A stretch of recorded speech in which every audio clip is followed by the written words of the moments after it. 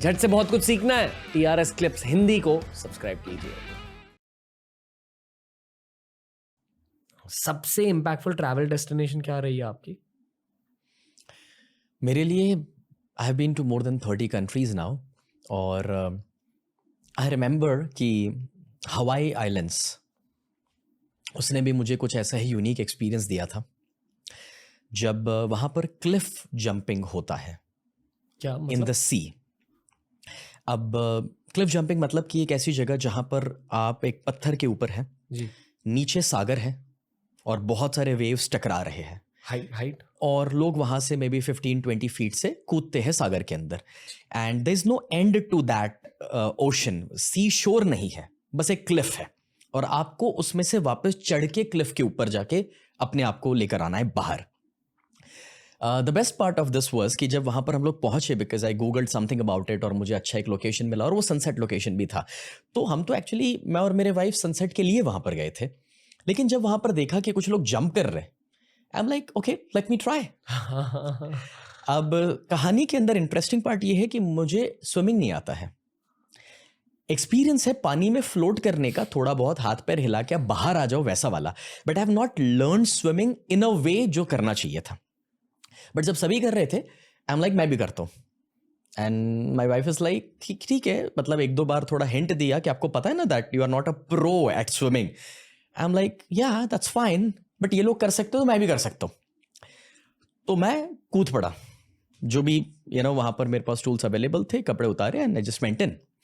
वहां पर ज्यादातर बच्चे थे, और वो जो सारे अमेरिकन बच्चे हैं वो तो मतलब समर सॉल्ट मार रहे और सब कर रहे हैं। एक वक्त आया जब कोई नहीं कूद रहा है, तो मुझे लगा ओके देख खाली वक्त है ना, तो मैं अब कूद जाता हूँ। एंड लेटर आई रियलाइज्ड कि अब वो पीरियड में हाई टाइड था और मैं गलत टाइम पे कूदा हूं, और कूदने के बाद I went in the water, came out, and now the purpose is to come back again. और वो वेव्स इतने ज्यादा, अप्रोक्सीमेटली एटलीस्ट 4-5 फीट के वेव्स चल रहे हैं, और अब मैं तैर कर बाहर आने की कोशिश कर रहा हूं, but I am unable to do that.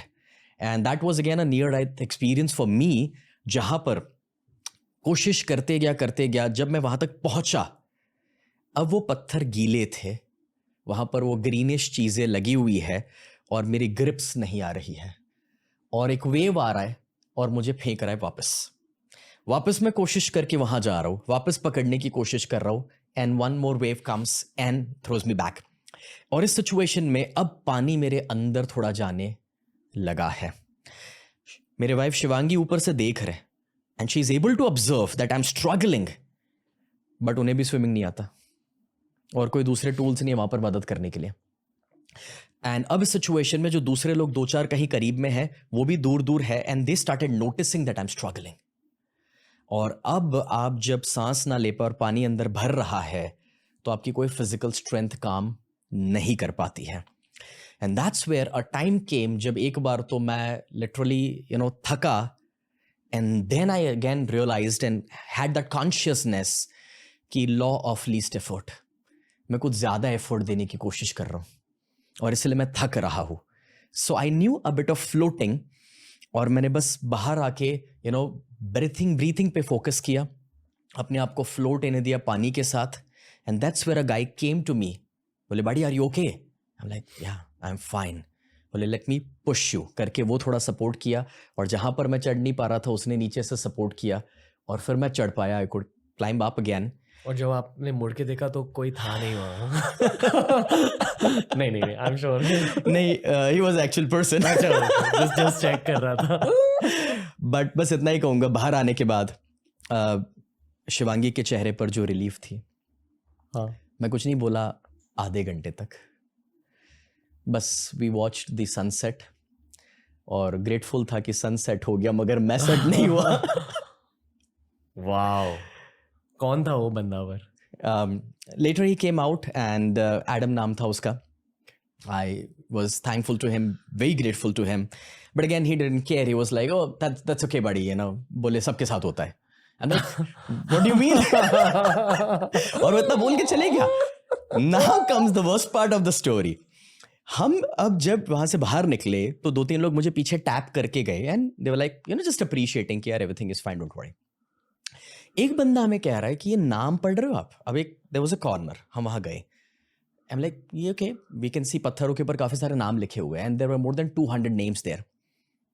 बोले ये नाम उन लोगों के हैं जो यहाँ से कूदे हैं मगर वापस नहीं आए हैं, और उनके बॉडीज पर्टिकुलर एक सी शोर के ऊपर एक किनारे पे ही मिलते हैं डायरेक्टली, जहाँ से हम डिलीवरी ले लेते हैं। और आई एम लाइक ये पहले पढ़ लिया होता तो कूदा ना होता। वाओ, क्यों करते हो ये सब? Nice question. इसका तो पता नहीं, मेरे पास कोई जवाब नहीं है, बट वहां से बाहर निकल करके दूसरे दिन सुबह मैं कह रहा हूँ शिवांगी से कि यार अगली बार स्विमिंग सीख के आऊंगा और अपने मुताबिक बाहर निकलूंगा। So I don't know why but I feel life is to be experienced. मुझे लगता है कि आप अपने घर पे सुरक्षित है मगर उसके लिए आप बने नहीं है। मुझे लगता है कि आप अपने ऑफिस में ही रहोगे तो आप कंफर्ट जोन में रहोगे, बट आप उसके लिए डिजाइन नहीं हुए हैं। Our body has been given जिससे हम एक्सपीरियंसेस कर सके।